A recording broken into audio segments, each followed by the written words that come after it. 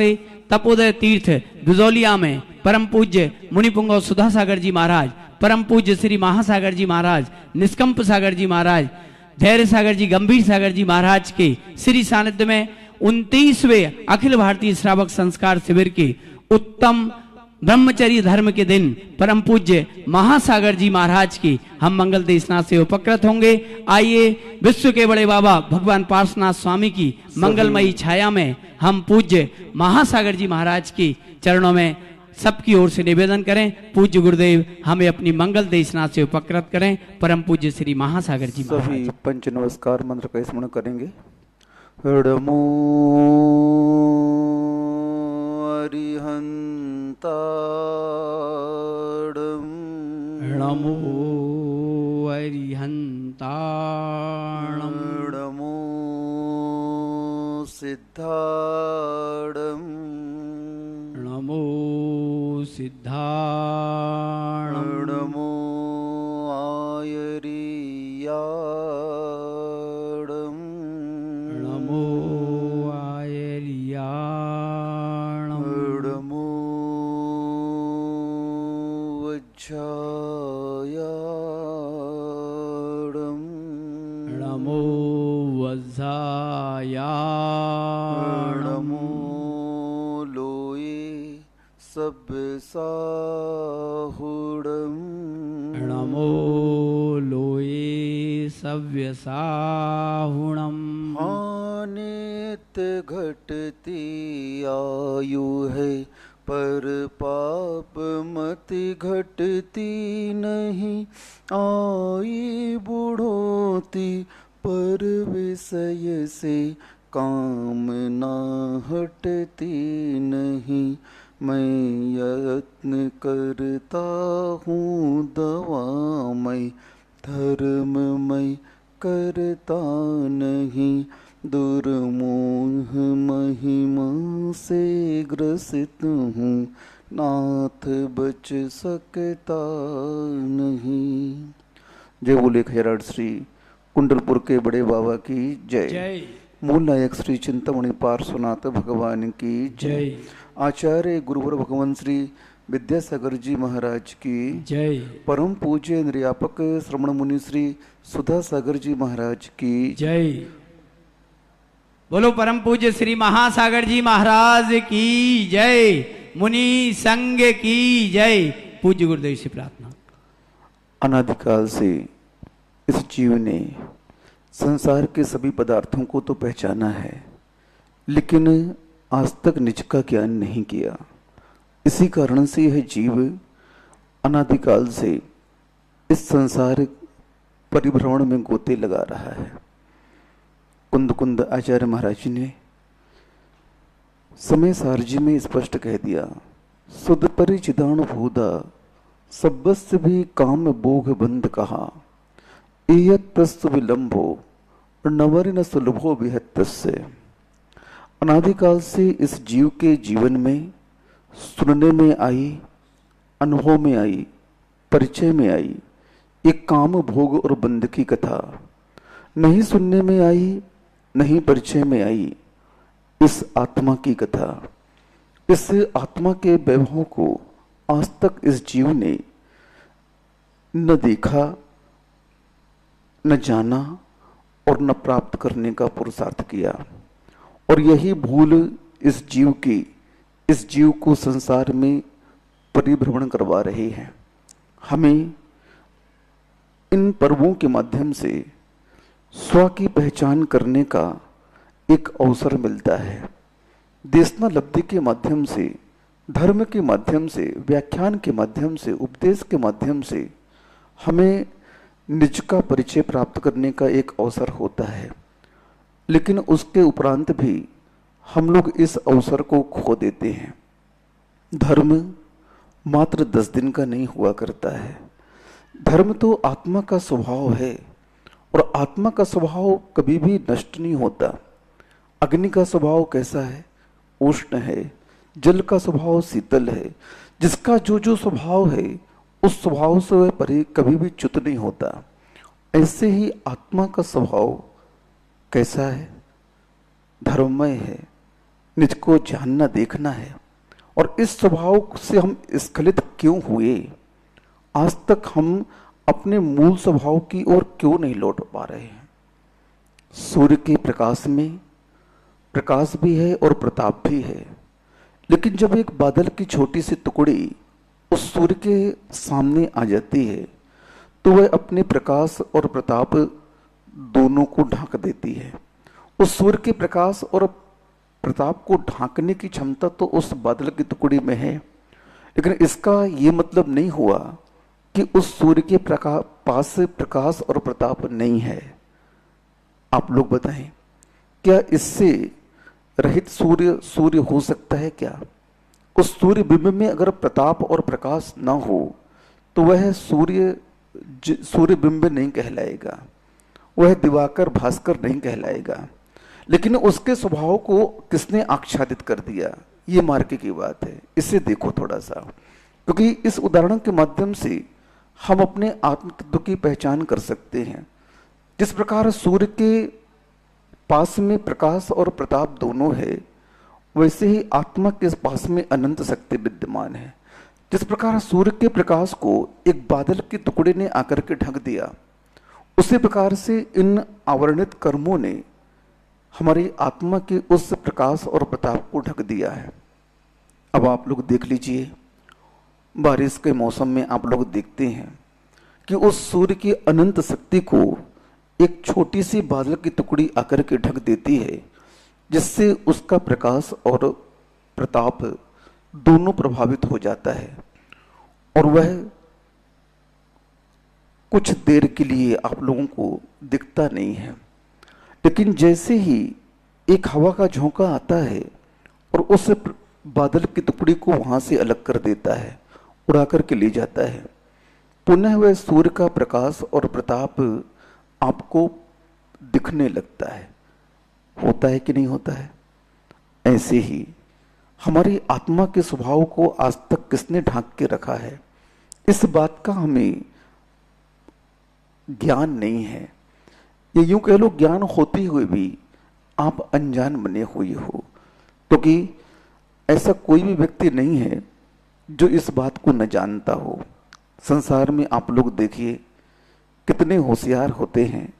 एक छोटी सी चीज मार्केट में खरीदने जाते हैं तो उसे कैसे खरीद के लाते हैं?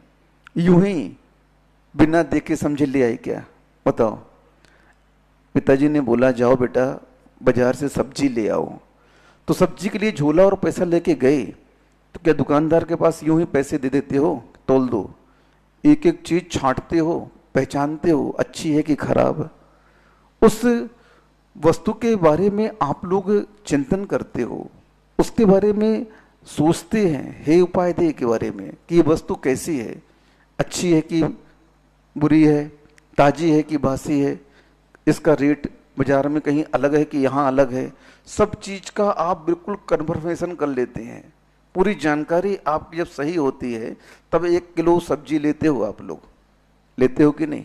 पूरी जानकारी ले ली, हर जगह यही लगा लेना, चाहे वस्त्र लो, चाहे किराना लो, चाहे गल्ला लो, कोई भी वस्तु जो आपके उपयोग में आने वाली है उसकी एक एक जानकारी आप लोग बाजार में ले लेते हैं। और वहां नहीं है तो जहां से थोक आती वहां तक पहुंच जाते हैं फोन के माध्यम से। क्यों भाई, बाजार क्या चल रहा है आज का, क्या हुआ? आपको उसकी उपयोगिता मालूम है, आप उसका मूल्य जानते हैं और उसे आप प्राप्त भी करना चाहते हैं, इसलिए वह वस्तु आपके लिए उपादेय हो गई और उस उपादेय वस्तु के बारे में आप पूरी जानकारी लेकर के उसे ले लेते हैं। अब उस साधारण वस्तु के बारे में आपने कितना ज्ञान लगाया, कितना दिमाग दौड़ाया आपने जाकर के, लेकिन इस आत्म तत्व के बारे में आज तक हमने सोचा नहीं कि मैं इस संसार में आया और 4 गति 84 लाख योनियों में घूमने के उपरांत मुझे शरण कहाँ मिल रही है? इन्हीं पर्यायों में ही तो शरण मिल रही है। और क्या हो रहा है? अब तो और ज्यादा खतरनाक हो गया। भावनाओं में कह दिया जाता था कि धर्मात्मा निकट हो चर्चा धर्म सुनावे। अब आपको वो भी दुर्लभ हो रहा है। ऐसी महामारी आ गई है कि अब धर्मात्मा भी निकट नहीं होगा भैया जी, और न तुम भी उस मरीज के पास जाकर के धर्म की चर्चा सुना सकते हो, क्योंकि तुम्हें भी अपने प्राणों का, हाँ महाराज जी तो महाराज जी हैं, वो अस्पताल जाएंगे नहीं। अब विनोद भैया से बोलेंगे भैया जी जाओ कोरोना का पेशेंट है और थोड़ी धर्म चर्चा सुना दो, बोले महाराज जी हमें ही मिलेगा और कोई नहीं मिलो। अब बताओ अने कितनी प्रतिकूलताएं इस धर्म को प्राप्त करने में आज सामने उपस्थित हो रही हैं कि व्यक्ति मर रहा है और मरने के साथ साथ धर्म का भी वह श्रवण नहीं कर पा रहा है। बताइए आप लोग, अपने जीवन की उपयोगिता को, अपने इस पर्याय के महत्व को अपन जान नहीं पा रहे हैं कि कितनी महत्वपूर्ण पर्याय है ये, और इस पर्याय के माध्यम से हम क्या क्या नहीं कर सकते हैं। आप सोचो थोड़ा सा, आप अपनी उस दुर्लभता की पहचान करें कि आप कितने दुर्लभ हो। आपके पास में जो कुछ प्राप्त है आज, वह प्राप्त करने के लिए देव भी तरस रहे हैं, लेकिन हम प्राप्त करके इसका उपयोग क्या कर रहे हैं, ये महत्वपूर्ण बात है। हमें सब कुछ प्राप्त हो गया, पर्याय भी प्राप्त हो गई, आर्य क्षेत्र भी प्राप्त हो गया, जैन धर्म भी मिल गया, सारी प्रतिकूलताएं जो जीवों को थी आज हमारे सामने वो बिल्कुल भी नहीं है। हमारी जिंदगी अनुकूलताओं में है। आज आप लोग बहुत अनुकूल हो, उन पर्यायों की ओर जब देखते हैं जिनके पास में इंद्रियां हीन है, मन नहीं है, सामर्थ्य नहीं है, कैसे मरण को प्राप्त हो जाते हैं। एक गाड़ी का टायर निकलता है, हजारों चींटियां लट, छोटे छोटे क्षुद्र जीव मरणों को प्राप्त हो जाते हैं। कोई अस्तित्व ही नहीं है उस पर्याय का, उस जीवन का क्या अस्तित्व है, जरा सोचो। हमारे ही दैनंदिन कार्यक्रमों में जो आप दिन भर में करते हैं, कितने जीव मरण को प्राप्त हो जाते हैं आपके माध्यम से। वो भी तो आत्मा है, वो भी आप जैसी आत्मा है, लेकिन उनकी पर्याय इतनी क्षुद्र है कि उस पर्याय में वह अपने बारे में कुछ सोच भी नहीं सकते। अब बताइए, आप थोड़ा विकास किया, आगे आए, पुण्य का फल आया, दुर्लभ रही जो चिंतामणि, त्यों पर्याय लही त्रस्तणी। उस एक इंद्रिय निगोष से निकल कर के थोड़ा सा अपने पुण्य संजोया। चिंतन करो थोड़ा सा, पंडित जी साहब क्या कह रहे हैं, चिंतामणि रत्न, इस त्रस पर्याय को चिंतामणि रत्न कह दिया। अब बताइए कितनी कीमती है। पंचेंद्री नहीं, दो इंद्री, हाँ, त्यों पर्याय लही त्रस्तणी, दुर्लभ रही जो चिंतामणि। अब बताइए, एक इंद्री से दो इंद्री प्राप्त करना कितना दुर्लभ है, दो इंद्री से तीन इंद्री में आना कितना दुर्लभ है, उसके बाद चार पांच संगी असंगी। ओहो, क्या विकास को आप लोगों ने प्राप्त किया, भूल गए। क्या हुआ, भूल गए, हाँ भूल गए।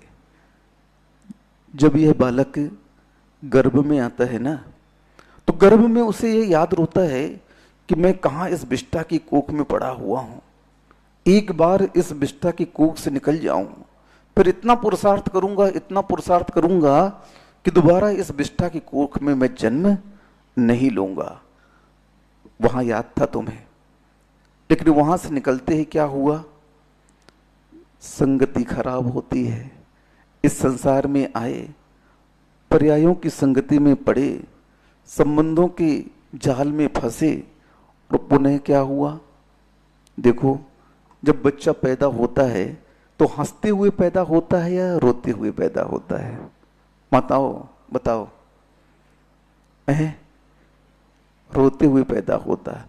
रोते हुए पैदा क्यों हो रहा है, उसे खेद हो रहा है, उसे दुख हो रहा है। ओहो, मैंने कैसे इन पर्यायों में आकर के कितना दुख सहा, कितनी पीड़ाएं सही।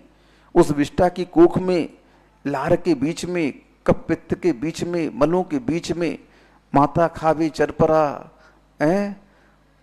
औंधे मुंह पड़ा रहो, क्या क्या उस विष्ठा की कोख में मुंह में खाया, सोचो थोड़ो।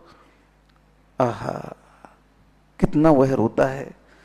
वो इसलिए रोता है कि मैं बहुत पीड़ा में था, बहुत पीड़ा में था, और उस पीड़ा को आज मैं बाहर निकल करके व्यक्त कर रहा हूं कि उस कुक्षी में कितनी मैंने कष्ट सहे, उस बंद थैली में श्वास मैंने कैसे ली, कैसे अपना जीवन 9 महीने का बिताया।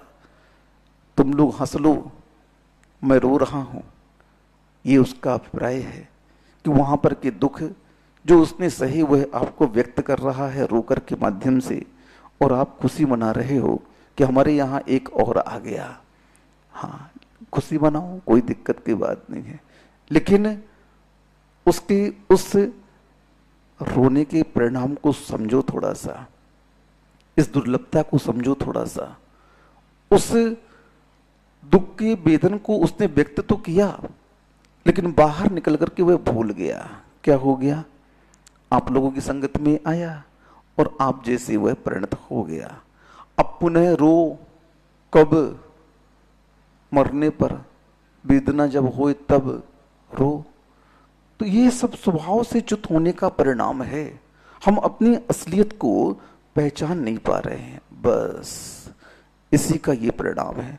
संसार के भोगों में आकल के इतना लिप्त हो गए, इतना लिप्त हो गए कि वे भोग मुझे स्वयं भोगने लगे। हम भोग को नहीं भोग रहे हैं, भोगों को इतना भोगा कि खुद को ही भोग बना डाला। साध्य और साधन का अंतर मैंने आज मिटा डाला। पूजा में पढ़ते हैं गुरु जी की, ये क्या है? धर्म इसी बात को उद्घाटित करता है। धम्मो वत्तु सहाबो खमादि भावो व दस्पि हो धम्मो ऋण तेम च धम्मो जीवाणम लक्षणम धम्मो। कार्तिकी अनुपेक्षा में पूज्यवर कार्तिकी स्वामी जी ने इस गाथा के माध्यम से धर्म का महत्व बताते हुए कहा, धर्म की परिभाषा को परिभाषित करते हुए कहा, हे आत्मन, धर्म क्या है? जो आज तक आप लोग कर रहे हो ये धर्म नहीं है। धर्म तो आत्मा का स्वभाव है। विगत दिनों में बड़े महाराज जी ने धर्म की बहुत सूक्ष्म विवेचना आप लोगों के सामने की कि जो पूजन पाठ कर रहे हैं ये धर्म नहीं है, ये धर्म की क्रियाएं मात्र हैं। क्या है धर्म? तो इन क्रियाओं के बाद जो हमें अपने स्वभाव की प्राप्ति होती है उसका नाम धर्म है। भोजन बनाने का अर्थ ये नहीं कि आपने संपूर्ण कार्य कर लिया, ये तो क्रिया थी एक भोजन बनाने की, आपने कर ली, 56 प्रकार के भोग बना दिए, तो क्या आपको उसमें संतुष्टि मिल जाएगी? बताइए थोड़ा सा। नहीं मिलेगी ना। क्यों? जब तक उसका आप सेवन न कर लो, उससे आप भोग न लो, जब तक आनंद की अनुभूति नहीं होती है। बनाना एक अलग कार्य हो गया, ये तो एक कार्य है, क्रिया है, लेकिन उसके बाद भोग करना उसका, उसमें संतुष्टि होती है। हम जो भी सटावश्यक आदि करते हैं ये तो एक सामान्य क्रियाएं हैं, और इन क्रिया का महत्व कब है? इन क्रियाओं के बिना आनंद नहीं आएगा। ये नहीं क्रियाएं छोड़ दो आप, भोजन तो बनाना पड़ेगा, लेकिन बनाने के उपरांत आनंद की अनुभूति जब खाओगे तब होगा। इसी प्रकार से ये क्रियाएं जो है ना, इन क्रियाओं में हमें उलझना नहीं है। मात्र पूजन करके, दान दे करके अपने जीवन को सीमित नहीं करना है, थोड़ी सोच को और बढ़ाना है और विस्तृत करना है, क्योंकि इतना ही हमारा कार्य क्षेत्र नहीं है, इसके आगे और भी यात्रा है हमारी। हम लोग मात्र श्रावक पर्याय में, श्रवण पर्याय में आकर के यूं ही अपने 28 गुणों को करते रहें, आप लोग अपने उन 60 आवश्यक और 12 व्रतों में ही निरत रहो, तो आचार्य कहते हैं नहीं, इसके आगे भी बहुत और कार्य हैं। पूज्यपाद स्वामी जी ने तो समाधि तंत्र में स्पष्ट कह दिया, अब वृत्ति वृत मादाय वृत्ति ज्ञान परायण परात्म ज्ञान संपन्न स्वमेव परो भवेत। हे वृत्ति, आप उसी में निरत मत रहो। हे महाव्रति, आप मात्र उसी में निरत मत रहो, उसी में मत उलझो, उसके आगे भी और व्यवस्था है आपकी। मात्र समिति गुप्ती नहीं, नहीं, इसमें करना क्या है? इनका आलम्बन तो लेना है, 60 आवश्यक की शरण में तो जाना है, लेकिन उस 60 आवश्यक से लाभ क्या लेना है? हमारे यहाँ प्रत्येक क्रिया के पीछे कोई ना कोई प्रयोजन रखा गया है। बिना प्रयोजन की अगर वह क्रिया की जाती है तो उस क्रिया का कोई भी महत्व तो नहीं निकलता है। आपने किस प्रयोजन से ये कार्य किया? आपने पूजन की, क्यों की? दान दिया, क्यों दिया? षट आवश्यक पालन कर रहे, क्यों कर रहे हो? श्रमण बन गए, क्यों बन गए? मात्र आवश्यक कर लिया और फुर्सत बैठ जाओ, इतने ही काम है क्या? नहीं, श्रमण बनने के उपरांत उस शुद्धोपयोग के आनंद में लीन रहना है। श्रावक बनने के उपरांत उस पाप की प्रवृत्ति से निवृत्ति की ओर जाना है, तब उस श्रावक बनने का महत्व है। हम लोगों के लिए कुंद कुंद महाराज बोलते हैं, एक ये तेरा कार्य नहीं है, शुभोपयोग तो श्रावक के लिए रखा गया है। किसके लिए रखा गया है? हाँ ठीक है, प्रतिक्रमण कर लिया, वंदना कर ली, स्तुति कर ली, समय कर ली, बैठ बार बार आत्मा की उस स्वाद को सूंघ, थोड़ा सा चख, आनंद ले उसका। बार बार शुक्रिया कहां तक करता रहेगा? बैठ, पालथी मार, भगवान को देख कैसे बैठे हैं। बड़ी डांट लगाते हैं कुंद कुंद महाराज। हर बात में हम लोगों को अज्ञानी कह दिया। क्या कह दिया? श्रमण को अज्ञानी कह रहे हैं कुंद कुंद महाराज। हम लोगों को अज्ञानी दो प्रकार के होते हैं, जो मिथ्यात्व की शरण में रहता है, एक अज्ञानी वो होता है, और दूसरा कुंद कुंद के अज्ञानी हम हैं, छठे गुण स्थान वर्ती महाराज। यहां अज्ञान का मतलब मिथ्या तो नहीं लेना, यहां अज्ञान का मतलब है अपने उस शुद्ध स्वरूप से च्युत होकर के उस शुभ में प्रवृत्ति करना, ये अज्ञानता है। क्योंकि बड़ा आदमी बना दिया तुमको, तो बड़े आदमी जैसे रहो ना। अब तुम बड़े आदमी होकर के अपने गार्डन में पानी दोगे और कोई बाहर से आदमी आएगा तो आपको देख करके क्या बोलेगा? बोलो ना। लुंगी लगा ली, सिर पे गमछा लपेट लिया, और आप उस हवेली के मालिक हो और गार्डन में पानी दे रहे हैं, इतने में विनोद भैया जी आ गए, आपको पहचानते नहीं है। काय माली भैया, काय गार्ड साहब, सेठ जी कहाँ हैं? अब बताओ, आपने किससे पूछ लिया ऐसा? उस मालिक से आपने पूछ लिया कि सेठ जी कहाँ है। अब बताओ क्यों पूछ लिया आपने उस मालिक से ऐसे? क्योंकि मालिक होकर कि वह कार्य कैसा कर रहा है? अच्छा कार्य नहीं कर रहा। ये बात अलग है, आप लोग कह देते कि अपना काम आप करो, लेकिन नहीं। जब एक वैभव प्राप्त हो जाता है तो उस वैभव प्राप्त होने के उपरांत में वह कार्य उसे शोभित नहीं लगता। आपको ये वैभव मिल गया, आप श्रमण बन गए, महाराज बन गए, अब ये बार बार अपने बगीचे में पानी क्यों दे रहे हो? उस हवेली में जाकर बैठो ना, उस हवा का आनंद लो। जो भोग तुमने जोड़ करके रखे हैं उस भोग का आनंद लो ना, तब तो आपका मालिकपना, सेठपना सामने आएगा। नहीं तो गार्डन में पानी देते रहोगे तो जो भी आपसे मिलने आएगा तो आपको क्या टाइटल देगा? सुन रहे हो? समझ में आ रहा है? अनादिकाल से यही करते आए हैं। सेठपना की अनुभूति को न प्राप्त करके उस नौकर की क्रियाओं को हम करते करते अपना जीवन व्यतीत कर रहे हैं। करना था क्या और कर क्या रहे हैं? प्राप्त क्या करना था और प्राप्त क्या हो रहा है हमारे जीवन में? ये सबसे दुखद घटना है। हम श्रावक बन गए लेकिन लक्ष्य का निर्धारण नहीं किया। ठीक है, पुण्य के उदय से धन संपदा आ गई, दान कर लिया, एक पूजन कर ली, हो गया काम खत्म। जय जय नाथ परम गुरु हो, पर्यूषण पर्व समाप्ता से क्या हो गया? छुट्टी। बस आचार्य कहते हैं धर्म से कभी भी विश्राम नहीं हो सकता है। जिसने धर्म से विश्राम ले लिया उसका जीवन समाप्त हो गया, शून्य की ओर पुनः चला गया। कहां चला गया? 10 दिन आपने धर्म किए और उस कूड़े कचड़े को आपने अपने अंदर से बाहर निकाला। अब 355 दिन क्या करोगे सेठ जी? बताइए थोड़ा सा। नहीं, ये धर्म 10 दिन इसलिए आते हैं कि आपके जीवन में जो अभी तक उस अधर्म का कुसंस्कार था, उस अधर्म का कचड़ा आपके अंदर पड़ा हुआ था, उस पर झाड़ू फेरने के लिए ये 10 धर्म आते हैं।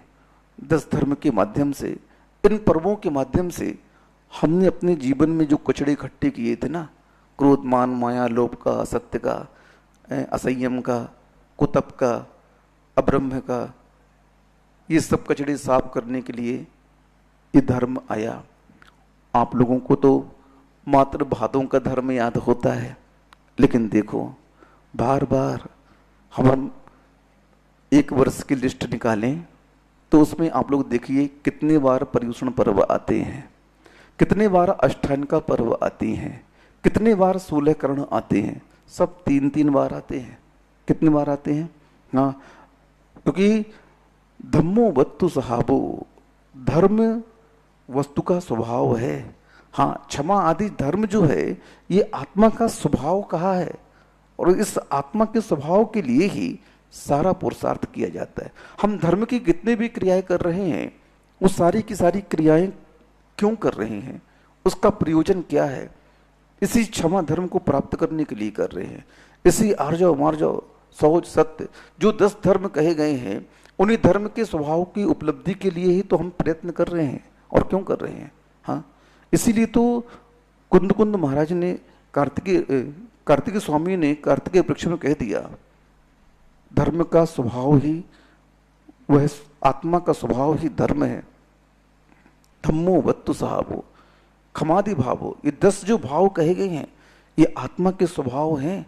इनकी पूजा नहीं करनी है, इनकी आराधना नहीं करनी है। 10 धर्म सुनने और सुनाने वाले तो बहुत मिल जाएंगे। पंडित जी को बैठा दो, सांगनेर में हमारे बहुत सारे शास्त्री जी तैयार हो गए हैं जो प्रवचन करने जाते हैं पर्युषण पर्वों में। बहुत सारे विद्वत परिषद के, शास्त्री परिषद के विद्वान हैं। हाँ, बिल्कुल लच्छेदार प्रवचनों के माध्यम से आप लोगों को 10 धर्म का विवेचन बता देंगे। हाँ, उदाहरणों के साथ में, गाथाओं के साथ में सब बता देंगे आपको। तो सुनने सुनाने वाले तो बहुत मिल गए, लेकिन हमने धारण कितना किया, हमने स्वीकार कितना किया उस धर्म को? धर्म रूपांतरण का विज्ञान हुआ करता है। हमारे जीवन में धर्म आया और धर्म आने के उपरांत में हमारे नेचर में परिवर्तन नहीं हुआ। हम यूं ही राग द्वेष में लिप्त रहे, हम यूं ही संबंधों में उलझे रहे, हम विषय कसायों को छोड़ नहीं पा रहे हैं, अपने नेचर को परिवर्तित नहीं कर पा रहे हैं। कई बार प्रश्न आते हैं यहाँ पर, क्योंकि उत्तर तो बड़े महाराज देते हैं, प्रश्न का वाचन तो मैं करता हूँ। कौन करता है? हाँ, महाराज जी क्या करें, ये मन नहीं मानता है, कितना भी कुछ करे मन वहां वहां जाता है। इडियट कहेंगे, बड़े महाराज जी उत्तर देते हैं, क्या कहते हैं? इडियट कहेंगे। मन दूसरी का है क्या?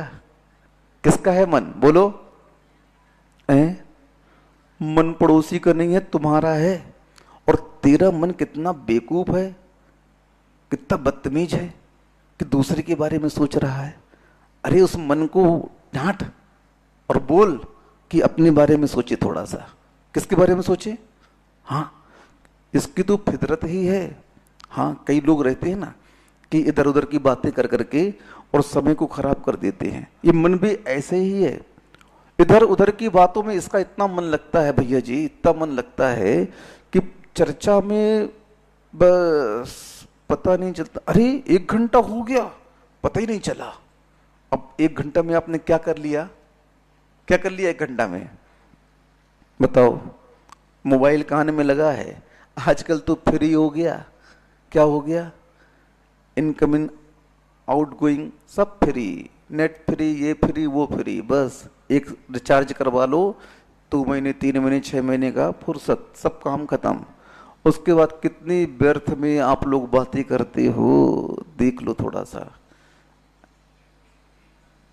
धर्म की बातें करने में क्या होता है? जब हाई आती है, प्रमाद आता है, 3 बार आसन बदलते हैं, 20 बार मन यहां वहां जाता है। क्यों? क्या सुना? अरे महाराज जी मन तो वहां चला गया, झपकी आ गई थी, सुन नहीं पाए। एक बार और बोल दीजिए महाराज जी। हाँ सुन लो, एक बार और सुन लो भाई। अगर तुम्हें समझ में नहीं आया एक बार की बात, तो हम तो बैठे ही हैं बताने के लिए, दूसरी बार और सुन लो। और बता दिया। अब समझ में आया? हाँ समझ में तो आ गया, लेकिन क्या करें, हम कर नहीं पाएंगे। क्यों नहीं कर पाओगे भैया? क्यों नहीं कर पाओगे? आत्मा के हित की बात है। व्यापार में 4 पैसे लाभ की बात जब आती है तो दोनों कान खड़े कर लेते हो, अलर्ट हो जाते हो, और कहाँ से फुर्ती आ जाती है, 105 बुखार है, 106 डिग्री बुखार है, दद्दा दुकान, नहीं नहीं बुखार है दद्दा को दुकान बंद, थोक ग्राहक आया है, इकट्ठा 1 लाख का माल लेना, हाँ हाँ चलो चलो हम आ रहे हैं। अब बताओ 105 बुखार की चिंता नहीं है दद्दा को अब, क्यों? लाभ दिख रहा है। और धर्म की बात, आज पूजन करने नहीं आए, क्यों? क्या हो गया? गोड़ो दुख रहा था आज, हम पैर में दर्द था, सिर दर्द हो रहा था, पीठ दर्द हो रही थी, ओहो। अब बताओ उस वेदना ने आपको धर्म से रोक दिया, धर्म क्रियाओं से वंचित कर दिया। और वहां अर्थ लाभ की बात जब हुई, प्रॉफिट की बात हुई, तो 106 बुखार में दुकान खुल करके बैठे हो। अब बताओ ये परिणति जब तक मन में चलती रहेगी तब तक धर्म का उद्घाटन जीवन में हो ही नहीं सकता है। इसी बात को आचार्य महाराज आपको कई प्रकार से समझा रहे हैं। एक धर्म के माध्यम से समझ जाओ, नहीं समझे दूसरे धर्म को समझ लो, तीसरे चौथे पांचवें 10 सूत्र दे दिए इस जीवन के सवाल को हल करने के लिए। कितने सूत्र दे दिए? 10 सूत्र आपके सामने रख दिए कि भैया एक भी सूत्र अगर तुम्हें लर्न हो गया, एक भी सूत्र अगर आपने अपने जीवन में उतार लिया तो जीवन का सवाल आपका हल हो जाएगा। अब एक भी सूत्र अपने जीवन में आप ना उतारो तो मास्टर साहब कहते हैं भैया हम क्या करें, हमने सवाल हल करने के 5 सूत्र 10 सूत्र बता दिए, अब तुमने एक भी सूत्र याद नहीं किया तो एग्जामिनेशन हॉल में बैठे रहो, घंटी का इंतजार करो, बजे और कॉपी रख के चले जाओ। ऐसे ही जो जीवन मिला है बस जवानी बचपन बूढ़ा 3 घंटे मिले हैं जीवन के। कितने घंटे मिले हैं? विद्यार्थी को कितने घंटे मिलते हैं उस एग्जाम में प्रश्न पत्र को हल करने के लिए? 3 घंटे। आप लोगों को कितने घंटे मिले हैं? 3 घंटे। हाँ, पहला घंटा बचपन का टन बच गया। देखिए उत्तर पुस्तिका को, आपने अपने उत्तर पुस्तिका में क्या लिखा जीवन की? क्या लिखा जीवन की उत्तर पुस्तिका में आपने? बाबा जी क्या लिखा बचपन में? महाराज बचपन बीता खेल कूद में। अब उसमें क्या लिखना है? हम एक दिन सोच गए, वहां पर एक लड़का मिला, मजदूरी कर रहा था, वो फरसी बनाने का काम कर रहा था। तो हमने यूं ही पूछ लिया उससे, हमने क्यों बेटा कितने साल के हो? बोले महाराज जी 14 साल के हैं। 14 साल के हो और 14 साल में तुम काम करने लगे? काम करते कितने साल हो गया तुम्हें? बोले 2 साल हो गया। यानी 12 वर्ष की उम्र में उसने क्या किया? फरसी फाड़ना शुरू कर दिया। अब बताइए आपके घर के 12 वर्ष के बच्चे क्या करते हैं माताओं? बताओ। गोदी में लेकर के आप घूमते हो उसे, पीछे पीछे ले ले ले ले कुमू खा ले बेटा, ले जयेश इधर रोटी खा ले, लो साइकिल में ले घुमाते 12 वर्ष के बच्चों को। अभी उसे ज्ञान नहीं है। अब उस बच्चे को बताओ 12 वर्ष की उम्र में फरसी फोड़ना शुरू कर दिया। और मैंने पूछा कितना कमाते हो? बोले 500 रुपए प्रतिदिन कमाता हूं मैं। अब बताइए 12 वर्ष का बच्चा 15,000 रुपए महीने कमा रहा है और आपके यहाँ का 12 वर्ष का बच्चा खेल कूद कर रहा है। अब बताओ आप, धर्म सिद्धांत भी यही कहता है। 8 वर्ष अंतर मुहूर्त के उपरांत उस बालक में योग्यता आ जाती है मुनि बनने की। सुन रहे हो? समझ में आ रहा है? इसलिए जीवन के 3 आयाम रखे। पहला बचपन, बचपन में संभले कि नहीं। बहुत सारे हमारे यहाँ आचार्य हुए, पूज्यवर जिनसेन स्वामी जी, कुंदकुंद स्वामी जी, समंतभद्र आचार्य, जो 10-12 वर्ष की उम्र में निकल करके श्रमण बन गए। आप सोचो थोड़ा सा, इस वय को आप यूं ही व्यर्थ में मत गंवाए। आचार्य महाराज कह रहे बहुत कीमती है। हाँ, एक एक पल जीवन का कितना कीमती है उस कोरोना पेशेंट से पूछ लो, जिसको ऑक्सीजन लगी हुई है और श्वास लेने में कितनी वेदना हो रही है। कितने फोन आते हैं, कितनी शांति धाराएं यहाँ से हो रही हैं, आप लोग समझो। कितनी बार मना किया कि अभी व्यापार का समय नहीं है, अभी धर्म ध्यान का समय है, इस जीवन को बचाने का समय है, लेकिन आप लोग कितने मूर्ख हो। सुन रहे हो? आप लोगों को डांट रहा हूं थोड़ा सा, जो टीवी में देख रहे हैं। कितनी बार बोला, कितने केस कोटा में, हर कॉलोनी में जैनियों के यहाँ आज कोरोना फैल रहा है। क्यों मर रहे हो? क्यों इतना आरम सारम में अपने जीवन को नाश कर रहे हो? ये दुर्लभ पर्याय मात्र धन कमाने के लिए नहीं मिली है, इसे बचाओ, बहुत कीमती है। हमारे यहाँ संलिखना के दौरान कह दिया, ऐसे नहीं मरना श्रमण, मर कर के असंयम में चले जाओगे। तुम मुनि हो, संयमी हो, मरना तो है, समाधि मरण तो ग्रहण करना है, लेकिन किस कंडीशन में मरना है? उपसर्गे दुर्भिक्षे जरसी रुजायाम चन्नी प्रतिकारे धर्माय तनु विलोचन विमोचन माहु संलिखना आर्या। पूज्यवर समंतभर स्वामी जी ने कह दिया, जब ये चार कारण उपस्थित हों आपके जीवन में, उपसर्ग आ जाए, दुर्भिक्ष आ जाए, बुढ़ापा आ जाए, कोई विशेष रोग, असाध्य रोग हो जाए, धर्माय तनु विमोचन है। इस तन को आप धर्म की शरण में छोड़ दीजिए, लेकिन जब तक इसकी रक्षा हो सकती है, जब तक इसकी रक्षा करिए। आप लोगों को अभी इस जीवन की रक्षा करने का अवसर है। इस जीवन को यूं, जिंदगी यूं ही चल रही है रोज, कोई भी इस बीमारी से डरा हुआ नहीं है, किसी के अंदर कोई खौफ नहीं है, लेकिन जिसको एक बार हो जाती है ना, फिर वो घर से नहीं निकल रहा है। उसने उस वेदना का अनुभव कर लिया, उसने देख लिया कि इस बीमारी में कितनी वेदना होती है, एक एक श्वास जो अंदर जा रही है कितनी कीमती है, उसे उस समय समझ में आ जाता है। इसलिए उसके अनुभव को हम बता रहे हैं आपके सामने। उसकी वेदना जो हम लोग के सामने आती है, उस वेदना को हम यहाँ प्रवचन का माध्यम लेकर के आप लोगों को शिक्षा देना चाहते हैं कि इस कलिकाल का जो काल चल रहा है, जो अभी वर्तमान का दुर्भिक्ष महामारी का दौर चल रहा है, इस दौर में आप कमाए नहीं, घर में बैठे हैं। जैन हो आप लोग, मैं सभी संप्रदाय से कहना चाहता हूं, लेकिन आप लोग तो जैन हो, समझदार हो कि 2, 4, 10, 20 बोरा गेहूं रख लो, दाल रख लो, चावल रख लो, चुपचाप बैठ करके खाओ 6 महीने तक, जब तक इसकी औषधि नहीं निकल रही है। जीवन है, सब कुछ है, जीवन समाप्त हो जाएगा तो जो धन वैभव पदार्थ, जो सुख सुविधा, जो संबंध आपने कुटुंब परिवार बना के रखे हैं, वो क्या काम आएंगे? मुझे ये बताओ, किस काम के? आपकी मृत्यु के उपरांत में क्या होगा? कोई नहीं होगा। 13 दिन रोएंगे आपके नाम से, बस हो गया। फोटो में माला चढ़ा देंगे, चला गया। इससे ज्यादा परिवार के लोग कुछ नहीं कर सकते। हाँ, और अभी तो समय ऐसा चल रहा है, शमशान यात्रा भी तुम्हारी कोई नहीं जाएगा। सुन रहे हो? कोई नहीं जाएगा, कितने बड़े आदमी क्यों ना हो। हाँ, 4 आदमी जाएंगे, 5 आदमी, बस वही नगर निगम वाले लेके जाएंगे, आप दूर से देख लो, हाथ नहीं लगाने दिया जाएगा। क्या समय चल रहा है, समय की नजाकत को पहचानो, थोड़ा सा अपने उस दुर्लभ पर्याय को समझो।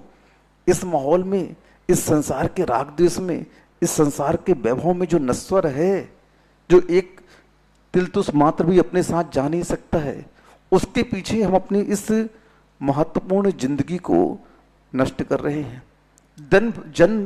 जो भी धन वैभव आपने कमाया, वो जिंदगी के लिए है कि ये जिंदगी धन वैभव के लिए है?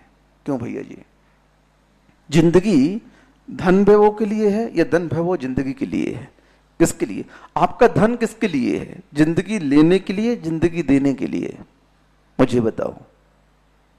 लेकिन उल्टा हो रहा है। उस धन वैभव के चक्कर में, लोभ में आकर के आज आप सोच रहे हो 4 पैसा बच जाएगा, बनिया तो हो, संस्कार कहाँ जाएंगे? लेकिन नहीं, उस परिणाम की ओर दृष्टिपात करो जो आज साक्षात समाज को भोगने पड़ रहे हैं।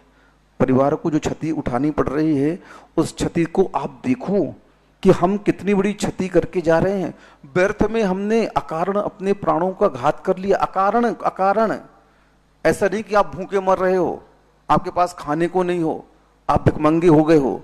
जैनी तो कम से कम इतना होगा ही होगा जैनी के पास में कि 2-4 बोरा गेहूं तो खरीद सकता। कितने 10,000 का आएगा? रिश्तेदारों से उधारी ले लो, नहीं है कमजोर परिस्थिति है तो उधारी लेकर के ले लो। बहुत सारे दान दाता बैठे हुए हैं समाज में, बोले भैया पैसा नहीं दो, हमें गेहूं चावल रखवा दो, रखवा देंगे बहुत सारे दानदाता। हाँ, अभी लॉकडाउन जब हुआ था, हजारों लोगों की मदद यहां से हुई थी, बड़े महाराज जी के माध्यम से कई लोगों के लिए घर में पहुंचाया था। अब तो समझदार हो, अब तो मौका मिल गया है जोड़ने का, जोड़ करके थोड़ा इकट्ठा कर लो। परिस्थिति फिर से वही आने वाली है। जिस हिसाब से आज ये बीमारी बढ़ रही है, महामारी बढ़ रही है, उस हिसाब से पुनः आप लोगों को लॉकडाउन में आना पड़ेगा। लाखों की संख्या पर डे की हो रही है और आप लोग अभी भी संभल नहीं रहे हो। धर्म कह रहा है, देखो भैया तुम मेरी शरण में आ जाओ, मैं तुम्हारी रक्षा करूंगा, रक्षा करूंगा। व्यक्ति डूब रहा है और उसे एक व्यक्ति हाथ दे रहा है, भैया पकड़ लो, बच जाओगे, बच जाओगे। अब तुम पकड़ना नहीं चाहे तो हम क्या करें? धर्म कहता है मैं क्या करूं, मैं तो कितनी बार आपको आवाज दे रहा हूं, बुला भी रहा हूं, भाई साहब यहां आ जाओ, यहां आ जाओ, ये तट है, ये घाट है, ये पुल है, आप सुरक्षित रहोगे यहां पर। लेकिन आप हो कि मानते ही नहीं हो, हम क्या करें? वेदना तो हमें भी होती है जब कोई मरता है हमारा श्रावक, वेदना तो हमें भी होती है जब परिवार बिखरता है, वेदना तो हम लोगों को भी होती है। लेकिन क्या करें, उस वेदना को हम व्यक्त भी कर रहे हैं, लेकिन उस व्यक्त वेदना को आप समझ ही नहीं पा रहे हो। हम उसे बचने का उपाय भी बता रहे हैं, लेकिन उस उपाय को आप स्वीकार भी नहीं कर रहे हो। आचार्य कहते हैं मैं क्या करूं, जिनवाणी माता कहती है मैं क्या करूं। धर्म तो इस पुस्तक में पूरा लिखा हुआ है, धर्म तो व्याख्यान में पूरा बताया जा रहा है, लेकिन उस व्याख्यान को मैं स्वीकार नहीं करूं, उस धर्म को मैं अपना स्वभाव न मानूं, तो धर्म कहता है मैं तुम्हारी मदद नहीं कर सकता हूं।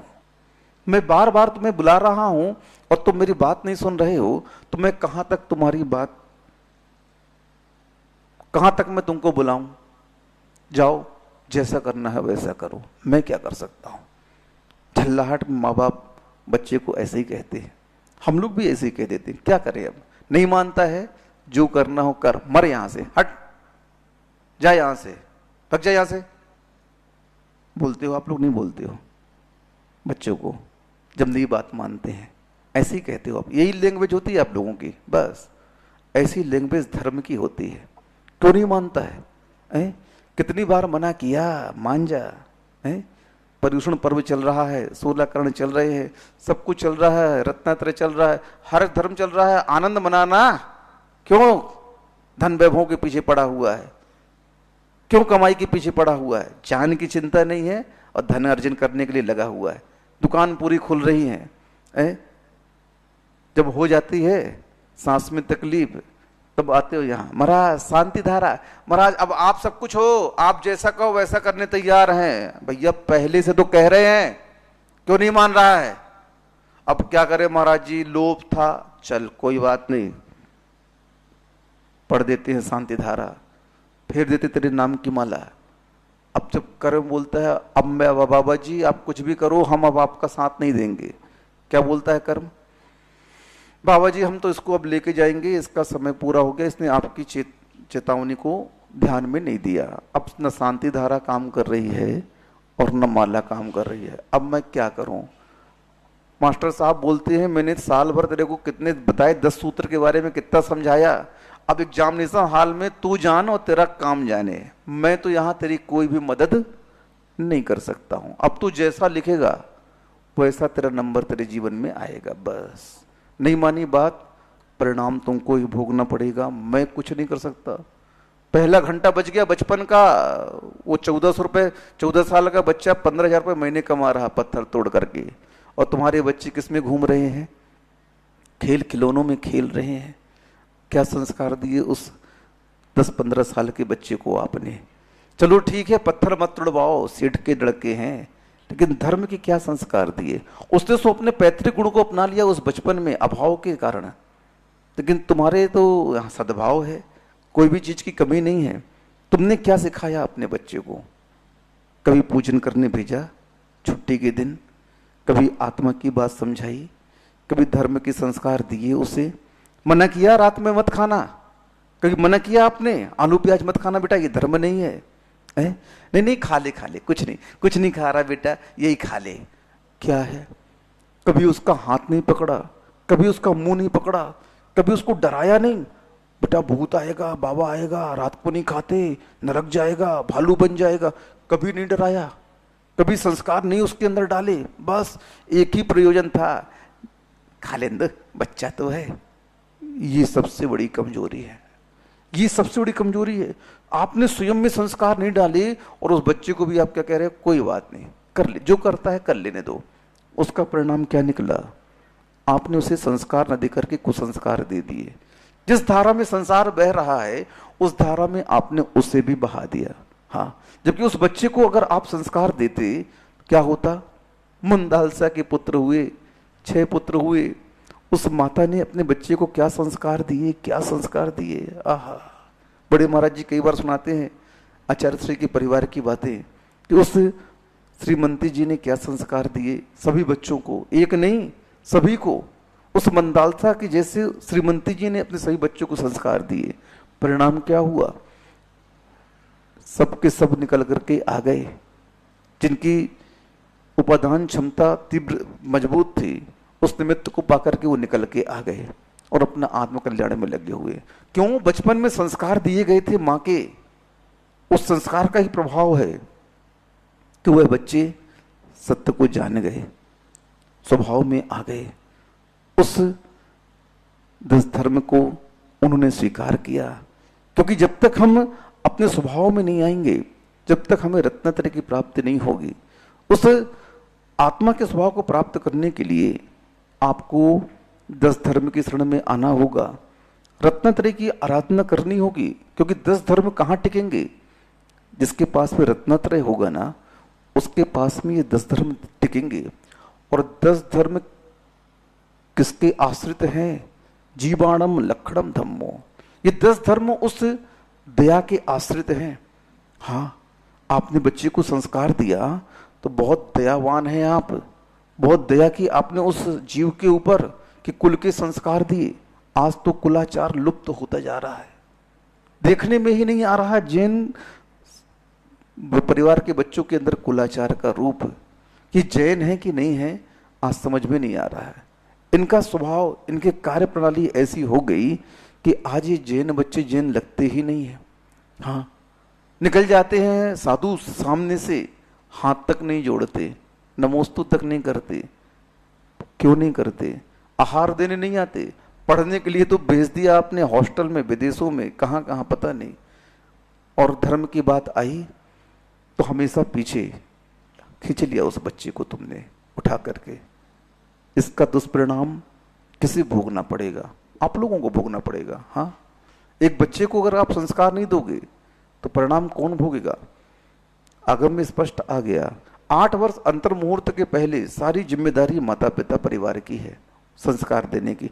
8 वर्ष अंतर मुहूर्त के उपरांत जब वह बच्चा सम्यक दर्शन प्राप्त करने की योग्यता प्राप्त कर लेता है, श्रवण बनने की योग्यता उसके अंदर आ जाती है, फिर उसके बाद आपकी जिम्मेदारी खत्म। सुन रहे हो? उसके बाद अगर आपने उसे संस्कार नहीं भी दिए तो उसका पाप आपको नहीं लगेगा, परिवार को। लेकिन उसके पहले अगर आपने उसे छोड़ दिया, संस्कार नहीं दिए, उसे उसकी वास्तविकता से परिचय नहीं कराया, उसे धर्म का स्वभाव नहीं बताया, तो उसकी जिम्मेदारी आपकी होगी। पहला घंटा बज गया, बंटी उठ जा, बचपन निकल गया। क्या हो गया? हाँ, पहला घंटा बज गया। अब क्या करेगा? कुछ लिखा उत्तर पुस्तिका में? देख थोड़ा उठा करके, क्या लिखा? कुछ नहीं लिखा? कोई बात नहीं, मास्टर साहब आते हैं। क्या हो गया? सर नहीं बन रहा है। अच्छा, देख देख, उस दिन पढ़ाया था मैंने, ये इसकी इतनी विशेषताएं होती हैं, परिभाषा इसकी ये थी, ये वो शॉर्ट में मास्टर साहब बता के चले गए। उपकार कर दिया थोड़ा सा। क्या कर दिया? हिंट दे के चले गए। 1 घंटे तक बैठा रहा तो अब थोड़ा सा भी दिमाग चल गया तो क्या करेगा तू?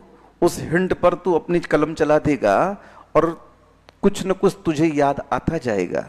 एक बार कलम चला दे तो कुछ न कुछ लिखते बनते। हाँ, कापी भर, कुछ नहीं बनता तो कम से कम क्या कर, कापी भर के आ। हम लोग आर्ट के स्टूडेंट थे तो हमारे प्रोफेसर बोलते थे कॉलेज में कि तुम लोग कुछ करो ना करो, बस कापी पूरी भर के आना।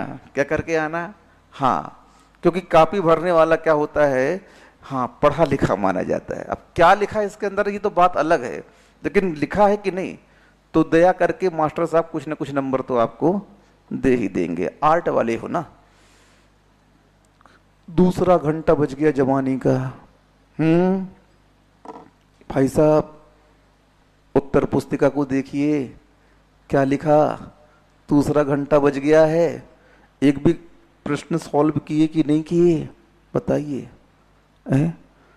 भगवान महावीर जवानी में संभल गए। आहा, पंच बाल्यती हमारे जो थे ना, वो जवानी में संभल गए और उन्होंने अपनी उत्तर पुस्तिका में पूरा लिख दिया। जय हो उनकी। क्या लिख दिया?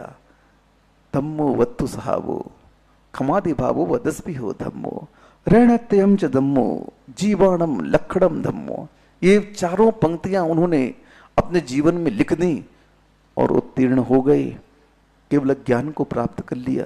क्योंकि बिना इसके कोई भी व्यक्ति उस संपूर्ण ज्ञान की प्राप्ति नहीं कर सकता है।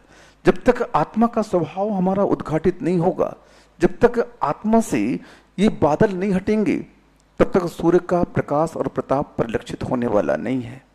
सूर्य का प्रताप और सूर्य का प्रकाश कब दिखाई देगा? जब उसके ऊपर से बादल की टुकड़ी हट जाएगी तो अपने आप वह सूर्य का प्रकाश और प्रताप परिलक्षित हो जाएगा। उसे आपको उद्घाटित करने की आवश्यकता नहीं है। जैसे ही आपने इस धर्म को स्वीकार किया, इस धर्म की शरण में आप गए, वैसे ही आत्मा का स्वरूप, आत्मा का स्वभाव अपने आप उद्घाटित होने लगता है, दिखने लगता है कि आत्मा क्या है, आत्मा का स्वभाव क्या है। क्योंकि जो आवरण थे ऊपर से, वो आवरण हटते ही स्वभाव परिलक्षित होने लगता है। वह आवरण हटे और वह दिखने लगता है। अब क्या हुआ? दूसरे घंटे में आपने कुछ लिखा कि नहीं लिखा? नहीं लिखा ना। अब तीसरा घंटा बज गया, टन। अब क्या करो? नमोस्तु। तीसरा घंटा बज गया बुढ़ापे का। तीसरे घंटे बजने के 5 मिनट बाद कापी ले ली जाती है। आदिनाथ भगवान तीसरे घंटे में अपने पेपर को सॉल्व कर दिया। उस 83-84 लाख पूर्व आयु में 83 लाख तो उन्होंने भोगों में व्यतीत कर दी, लेकिन एक पूर्व की जो आयु बची उनकी, उसमें उन्होंने अपनी आत्मा का कल्याण कर लिया और मोक्ष चले गए। बस हमारे जीवन में ही ऐसा घटित हो रहा है। हमने आज तक सबको जाना, लेकिन निज को जानने की, पहचानने की और प्राप्त करने की आज तक पुरुषार्थ नहीं किया। इन 10 धर्मों के बारे में हमने कई बार सुना, साल में 3 बार ये 10 धर्म आते हैं, सुना तो बहुत, लेकिन आज तक इसे धारण करने का पुरुषार्थ हमने नहीं किया।